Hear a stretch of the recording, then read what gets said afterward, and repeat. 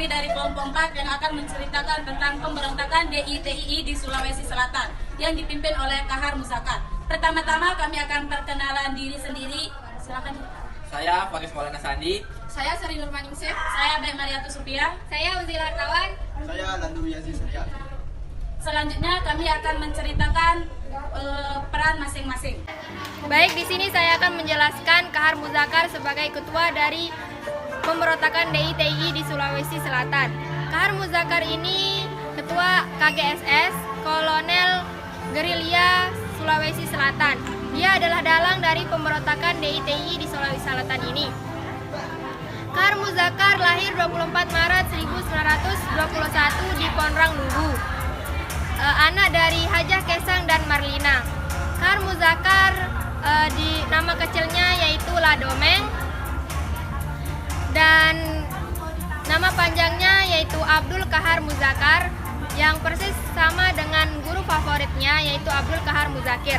Alasan Kahar memberontak di Sulawesi Selatan ini karena rasa kekecewaannya sebagian anggota KGSS-nya ini tidak diterima di APRIS, Angkatan Perang Republik Indonesia Serikat.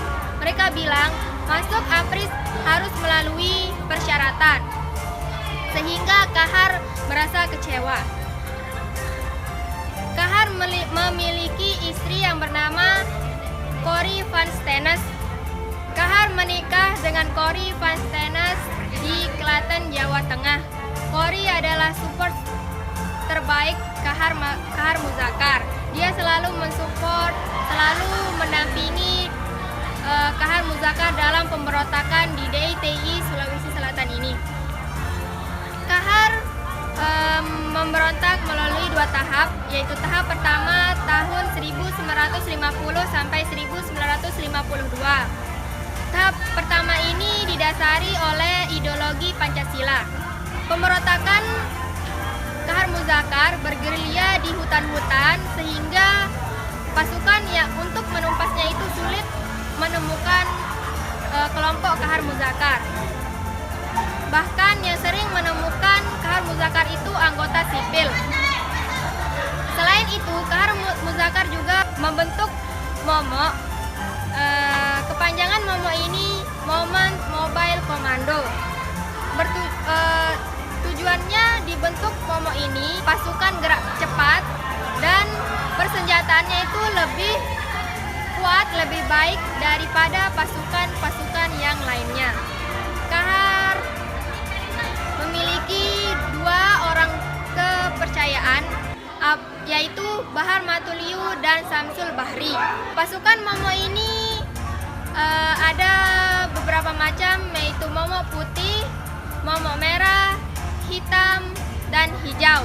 Pada awal tahun 1950, Kahar memimpin pasukan MOMO putih dan yang lainnya itu dipimpin oleh Partawari, Samsul Bahri, dan Andi Mase.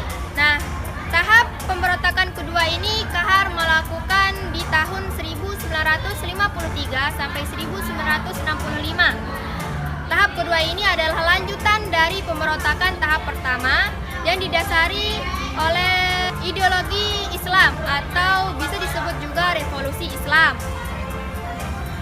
Pemerintah pusat langsung mengirimkan kemiliteran ke Sulawesi Selatan, tapi sayangnya kemiliteran ini membutuhkan waktu yang lama, sehingga pada tanggal 3 Februari 1965 Kahar ditemukan oleh pasukan Siliwangi dan ditembak mati oleh pasukan Siliwangi. Itu adalah akhir dari pemberontakan di DITII Sulawesi Selatan. Terima kasih. Inilah rekaman pidato singkat Kahar, wawancara singkat Corrie istri Kahar dan cuplikan pemberontakan DITII di Sulawesi Selatan. Assalamualaikum warahmatullahi wabarakatuh. Saudara-saudara, saya Abdul Kahar Muzakar di sini.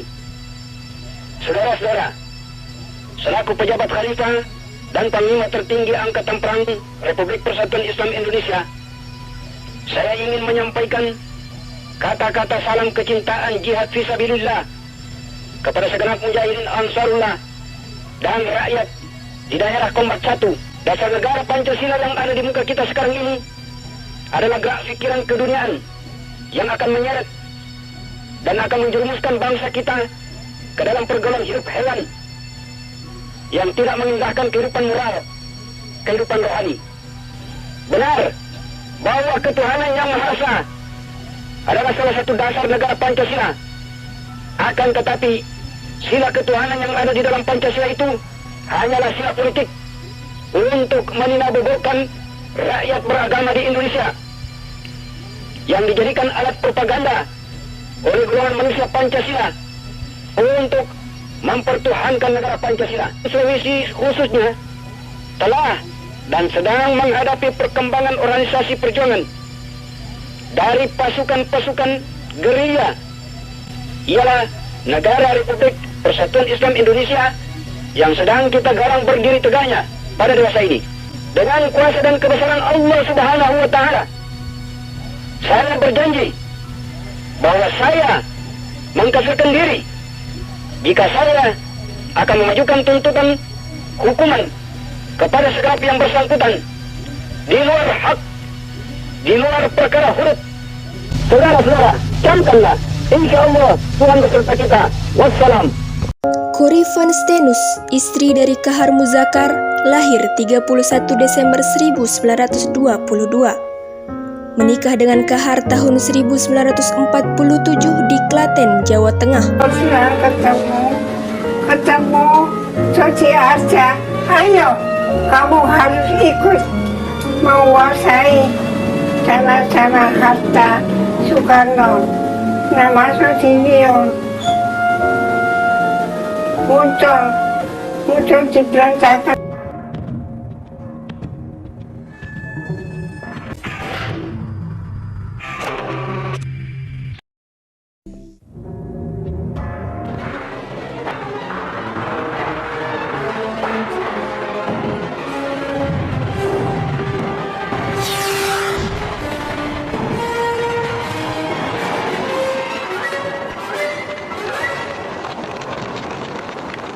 Itulah sekilas cuplikan yang dapat kami tampilkan. Saya akan menceritakan tentang Samsul Bahri. Samsul Bahri adalah teman seangkatan Kahar Muzakar di DITII Sulawesi Selatan. Samsul Bahri sebagai ketua Momok Hijau dan biasanya disebut dengan pasukan yang terampil, cepat dan gesit. Momok di DITII Sulawesi Selatan ada 4, yakni momok hijau, hitam, putih dan merah. Yang kemudian momok tersebut dibagi menjadi 2 bagian, yakni divisi Hasanuddin dan divisi 40.000. Samsul Bahri memimpin divisi Hasanuddin dan divisi 40.000 dipimpin oleh Bahar Matuliu. Kahar Muzakar pernah berdebat dengan Bahar Matuliu dan Samsul Bahri karena ia ingin menciptakan momok baru, yakni momok Ansarullah, yang kemudian ditentang oleh Samsul Bahri. Setelah ditentang oleh Samsul Bahri, ia diberi pilihan untuk menjadi wakil Menteri Pertahanan NII atau pergi berstudi ke luar negeri. Samsul Bahri kemudian memilih untuk pergi studi ke luar negeri dan membantu DITII mencari simpatisan-simpatisan untuk organisasinya di luar negeri. Sekian dari saya. Saya akan menceritakan tentang Bahar Matuliu. Di Desa Cita, pada tanggal 29 Oktober 1924, lahirlah seorang anak bernama Abu Hurairah. Tapi di kemudian hari, dia lebih dikenal dengan Bahar Matuliu.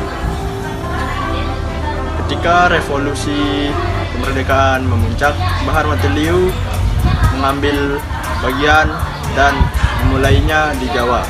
Di Jawa, Bahar Matuliu diangkat menjadi komandan Rompi 2 Batalion 1 Resimen Hasanuddin. Setelah di Jawa, ia kembali ke kampung halamannya pada tahun 1949 untuk memperjuangkan kemerdekaan. Namun, pada pertengahan karirnya, dia mengikuti Kahar Muzakar untuk memberontak dan bergabung dengan DITII.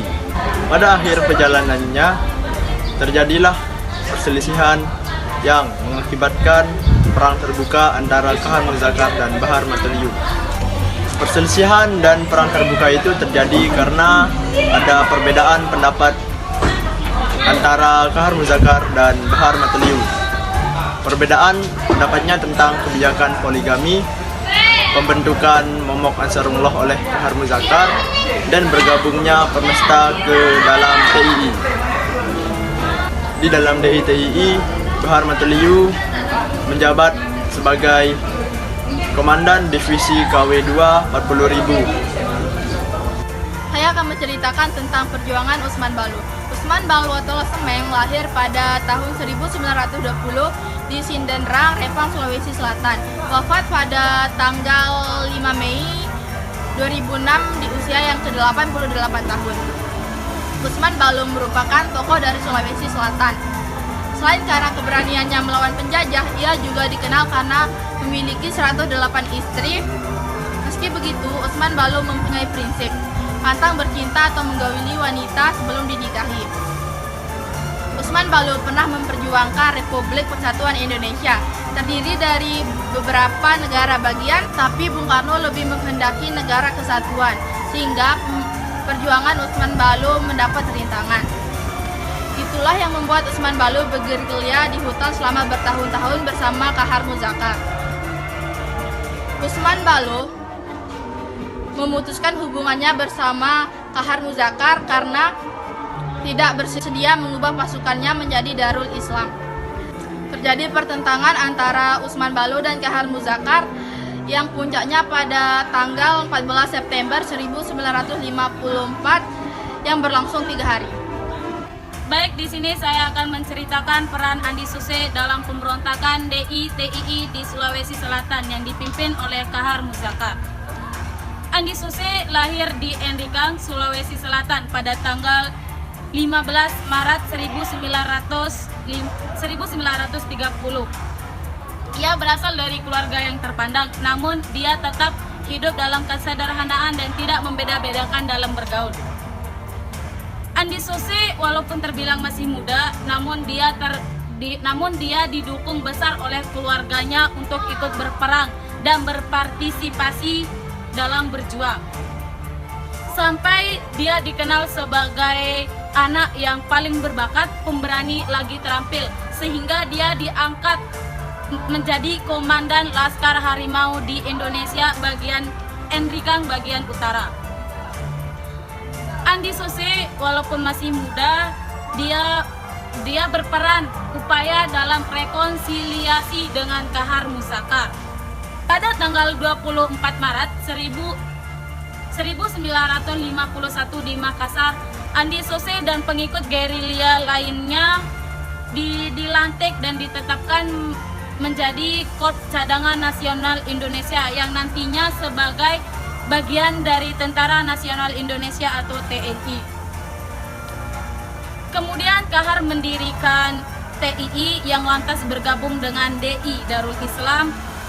Pada mulanya Suse turut bergabung karena belum tahu apa tujuan dan maksud Kahar Muzakar yang sebenarnya. Semua terkuak setelah Suse tahu ada surat menyurat dengan Marijan Kartosuwirjo, pimpinan DITII di Jawa Barat. Salah satu surat itu berisi tentang pengangkatan Kahar Muzakar sebagai Panglima Divisi 7 TII dan pernyataan setianya kepada TII. Kahar menyangkal atas hal itu, namun Suse yakin bahwa tanda tangan yang tercantum dalam surat itu memang milik Kahar Muzakar, yaitu komandannya. Pada saat itu juga Suse dengan tegas menentang dan berpisah jalan dengan Kahar Muzakar. Kendati begitu, Suse tetap diwaspadai karena pernah menjadi bagian dari Kahar Muzakar, yang pada akhirnya dia dikirim ke Jakarta. Di sana dia ditangkap tanpa alasan dan pengadilan. Setahun berselang, Kahar Muzakar dikabarkan mati. Suse pun dibebaskan.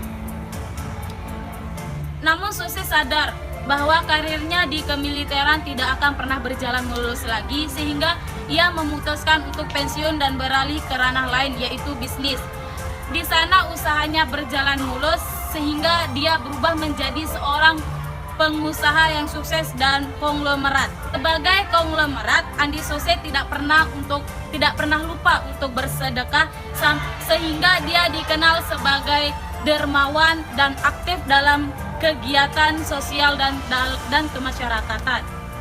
Berjuang sejak muda, disingkirkan secara halus dalam kemiliterannya, Sose hidup bahagia sampai dia wafat pada tanggal 26 Maret 2019 dengan usia 89 tahun.